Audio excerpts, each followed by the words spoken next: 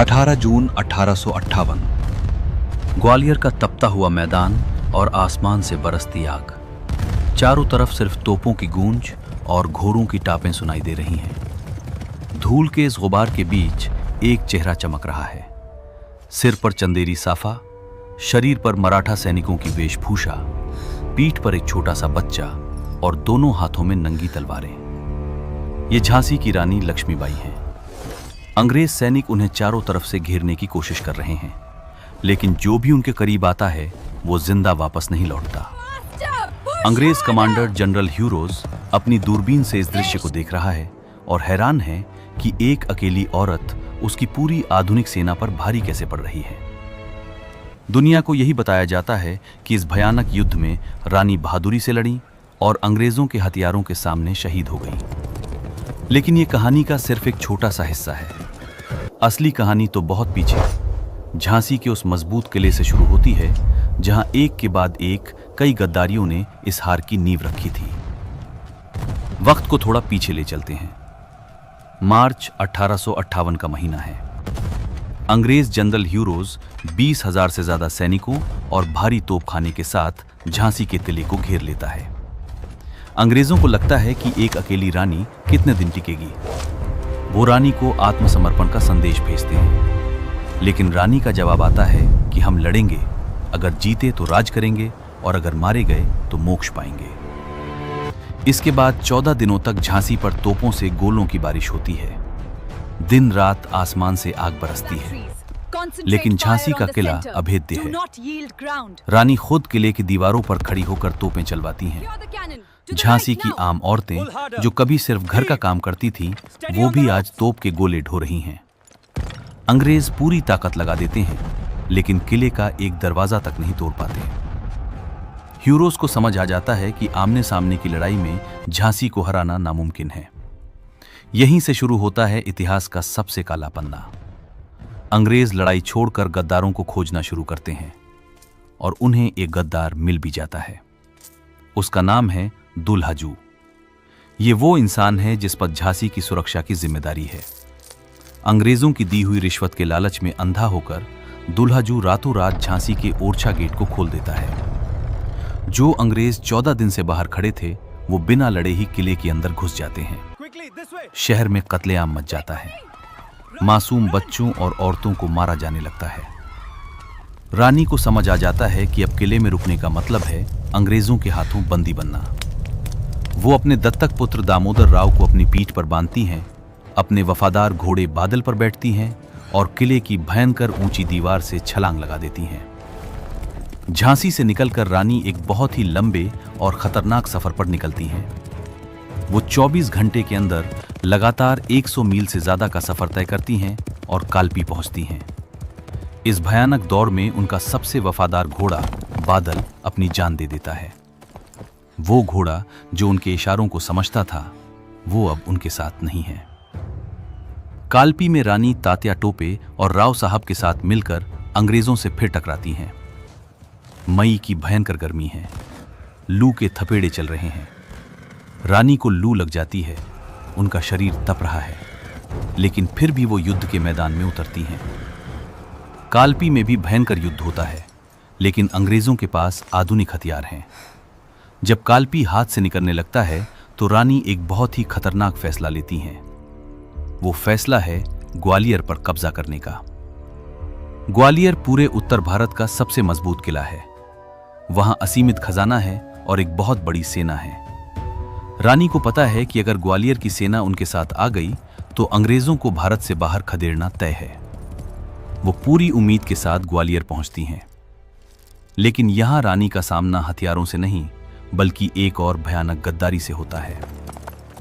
ग्वालियर का शासक जयाजीराव सिंधिया और उसका मंत्री दिनकर राव रानी का साथ देने के बजाय अंग्रेजों से हाथ मिला लेते हैं।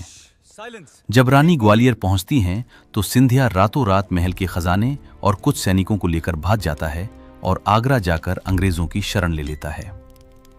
जो ग्वालियर का किला रानी की सबसे बड़ी ताकत बन सकता था, उस किले के दरवाजे रानी के लिए कभी खुलते ही नहीं हैं।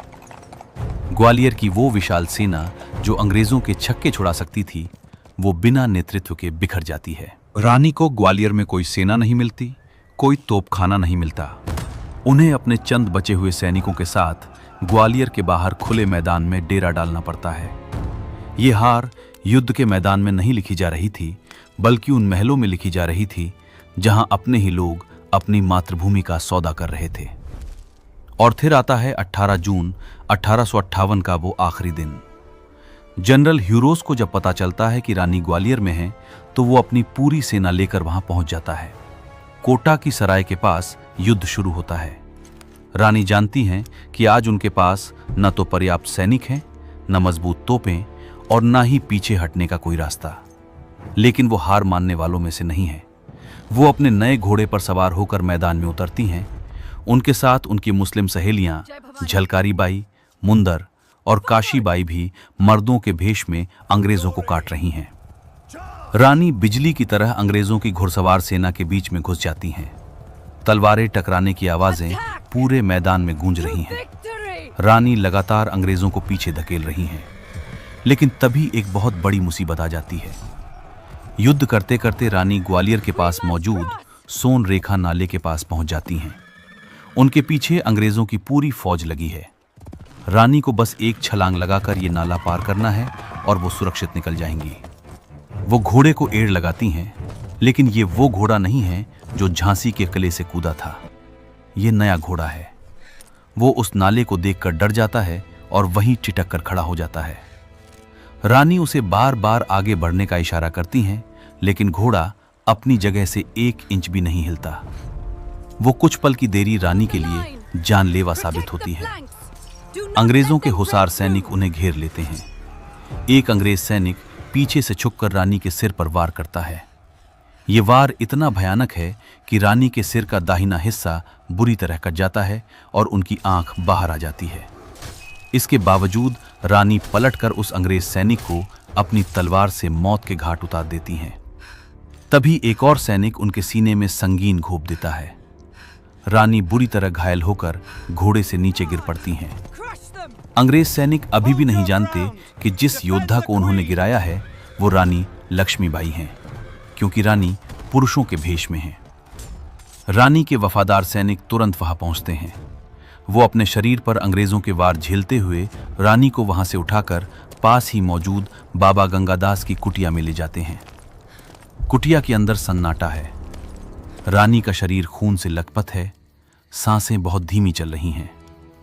उनके सामने उनका छोटा सा बेटा दामोदर राव खड़ा रो रहा है। रानी जानती हैं कि उनका समय अब पूरा हो चुका है, लेकिन मौत के दरवाजे पर खड़ी होकर भी इस वीरांगना का गुरूर और स्वाभिमान रत्ती भर भी कम नहीं हुआ है। वो अपने सैनिकों और बाबा गंगादास की तरफ देखती हैं। वो बहुत मुश्किल से कुछ शब्द बोलती हैं। वो कहती हैं कि मेरे प्राण निकलने के बाद मेरा शरीर किसी भी अंग्रेज के हाथ नहीं लगना चाहिए। कोई भी विदेशी मेरे शरीर को छू भी ना पाए। ये उनका आखिरी आदेश है। इतना कहने के बाद भारत की ये महान बेटी हमेशा के लिए अपनी आंखें मूंद लेती है। कुटिया के बाहर अंग्रेजों की सेना पागलों की तरह रानी को ढूंढ रही है। जनरल ह्यूरोस रानी को जिंदा पकड़कर पूरे भारत में एक खौफ पैदा करना चाहता है। वो चाहता है कि रानी को जंजीरों में जकड़कर घुमाया जाए, ताकि कोई दोबारा अंग्रेजों के खिलाफ उठने की हिम्मत न करे। लेकिन उसे नहीं पता कि रानी ने मरने के बाद भी उसे हराने की पूरी तैयारी कर ली है। बाबा गंगादास और रानी के बचे हुए सैनिक तुरंत कुटिया की सूखी लकड़ियों और घास को इकट्ठा करते हैं। बिना किसी बड़े अनुष्ठान के बहुत जल्दबाजी में रानी की चिता सजाई जाती है। जैसे ही अंग्रेज सैनिक कुटिया के पास पहुंचते हैं, उससे पहले ही चिता में आग लगा दी जाती है। अंग्रेज सैनिक दरवाजे पर खड़े हैं। वो कुटिया के अंदर उठती हुई आग की लपटों को देख रहे हैं। वो एक कदम भी आगे नहीं बढ़ा सकते। दुनिया की सबसे बड़ी और ताकतवर सेना, जिसके पास आधुनिक हथियार हैं, वो सिर्फ और सिर्फ बेबस होकर उस जलती हुई आग को देख रही है। वो एक मरी हुई रानी को छूने तक की हिम्मत नहीं कर पा रहे हैं। जिस साम्राज्य पर कभी सूरज नहीं डूबता था, उस साम्राज्य को रानी लक्ष्मीबाई ने जीते जी तो रुलाया ही, मरने के बाद भी अपने शरीर का एक बाल तक उन्हें छूने नहीं दिया। अंग्रेजों को रानी के रूप में सिर्फ धधकती हुई आग और राख नसीब होती है। बाद में जब जनरल ह्यूरोज अपनी रिपोर्ट लिखता है तो वो एक ऐसी बात लिखता है जो आज भी इतिहास के पन्नों में दर्ज है। वो लिखता है कि 1857 के उस पूरे विद्रोह में अगर कोई एकमात्र मर्द था तो वो झांसी की रानी लक्ष्मीबाई थी। वो सबसे खतरनाक और सबसे बहादुर विद्रोही थी। रानी लक्ष्मीबाई की हार तोपों या अंग्रेजों की ताकत से नहीं हुई थी। उनकी हार हुई थी दूल्हाजू जैसे गद्दार से जिसने दरवाजा खोला, जयाजीराव सिंधिया जैसे शासक से जिसने अपनी मातृभूमि को धोखा दिया, और उस अनजान घोड़े से जिसने सही वक्त पर साथ छोड़ दिया। ये वो कड़वा सच है जो आज भी इतिहास के पन्नों में कहीं छुपा हुआ है। रानी आज भी एक मिसाल है कि लड़ाई हथियारों से नहीं बल्कि हौसलों और स्वाभिमान से जीती जाती है।